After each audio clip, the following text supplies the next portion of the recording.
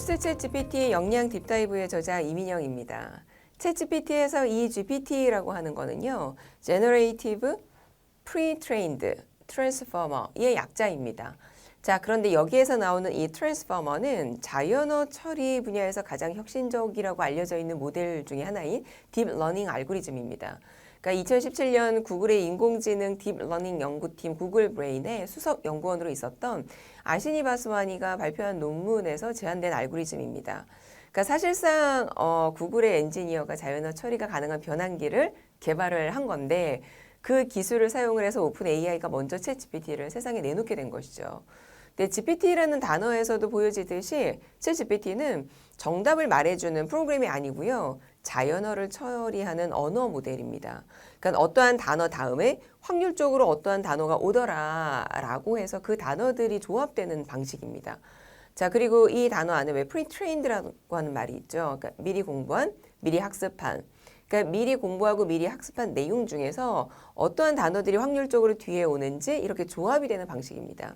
자, 그렇다면 챗 GPT가 뭘 공부했는지가 중요한데요. 정확한 정보만을 공부하지 않았을 거라는 거죠.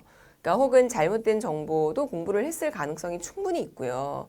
그럼 챗 GPT가 도출해주는 답을 우리가 절대적으로 믿기에는 조금 부족할 수 있다는 겁니다.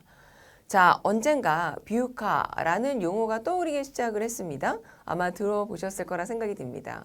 교육 전문가인 파델에 의하면 21세기의 특징을 유동성, 불확실성, 복잡성, 모호성, 자, 이 영어의 앞자를 따서 즉 뷰카로 제시를 했었던 건데요. 파델은 교육 전문가니까 학생들의 교육에 대한 이야기를 하고 있습니다. 그러니까 시대적 특징에 따라서 이 학생들이 배워야 하는 그 학습 내용을 새로 도출하고 구성해야 한다. 자, 이렇게 강조를 하고 있습니다. 자, 그럼 뷰카 시대에 우리들에게 요구되는 역량은 뭘까요? 뷰카 시대에 요구되는 역량은 얼마나 세상의 흐름에 민첩하게 대응하는지 라고 볼 수 있는데요. 다시 정리를 해보면 계속 변화하고 불확실하고 복잡하고 모호하기까지 한 이 어떤 세상에서 이 모든 상황에 대처할 수 있는 능력.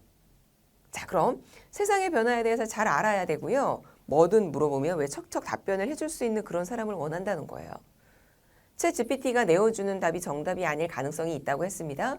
자, 그렇다면 챗 GPT가 제시해주는 결과물을 제대로 잘 선택을 할 수 있는 그런 능력이 있어야 한다는 거죠. 챗 GPT가 등장을 하고요. 미국의 의사시험, 변호사 시험에 모두 합격을 했다고 합니다. 자, 그런데 GPT 3.5하고 GPT 4가 있잖아요. 각종 시험 결과를 비교한 그 수치들이 있어요. 한 100일 만에 그 GPT 4가 공개가 되는데 몇 달 만에 성적이 엄청 향상했다라는 지표들이 나오고 있습니다. 자, 그러면 이제는 우리는 더 이상 공부하지 않아도 되는 건가? 자, 이렇게 세상이 떠들었죠. 자, 누군가는 공부를 하고 연구를 하고 수많은 양질의 자료들을 AI가 학습을 해서 우리에게 답을 제시해 주도록 해야 하고 챗 GPT가 제시해 주는 답의 취사 선택은 할 수 있어야 합니다. 더 이상 공부는 안 해도 될까? 이건 아니라는 겁니다. 인터넷 검색을 할 때에도요. 우리 검색 능력의 차이 느껴본 적 있으시죠?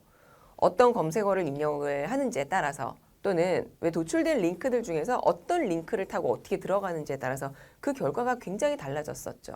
자, 이유는 검색된 결과를 선별할 수 있는 능력이 있어서였던 겁니다. 자, 우리가 조직에서 일을 지시할 때도요, 명확하게 지시를 해야 명확한 결과물이 나옵니다. 자, 그런데 명확한 지시가 가능하려면 내가 잘 알아야 돼요.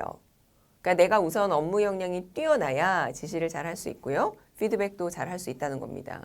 자, 챗 GPT도 마찬가지 아닐까요? 나는 어떤 목적에서 AI를 활용하는지, 이 AI, 챗 GPT가 제시해주는 다양한 결과물들을 우리는 어떻게 활용을 해야 할 것인지, 이들의 어떤 진위의 판단 또는 윤리적인 기준에 맞는 사용들, 이 수많은 부분들을 고려해야 함을 알고 우리는요, 관련된 전문 역량을 끊임없이 키워야 한다는 게 바로 이 부분에서 도출이 되는 겁니다. 앞으로 지금의 챗 GPT보다 더욱 뛰어난 AI가 등장을 할 거라고요. 우리가 이를 위기라는 약간은 긴장감 있는 단어로 표현을 하기보다는 변화 또는 진화로 받아들이면 어떨까 생각을 합니다. 지금까지도 우리는 늘 생존을 위해서 노력을 해왔던 생명체입니다.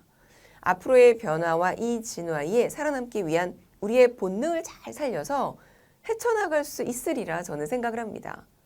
자, 제 책을 통해서 챗 GPT에 대한 이해, 이로 인해서 달라질 우리의 직업 세계, 이로 인해서 더욱더 중요해질 감성 능력, 그리고 나만의 전문 역량, 자, 이들에 대한 지식을 채워나가시길 바라겠습니다.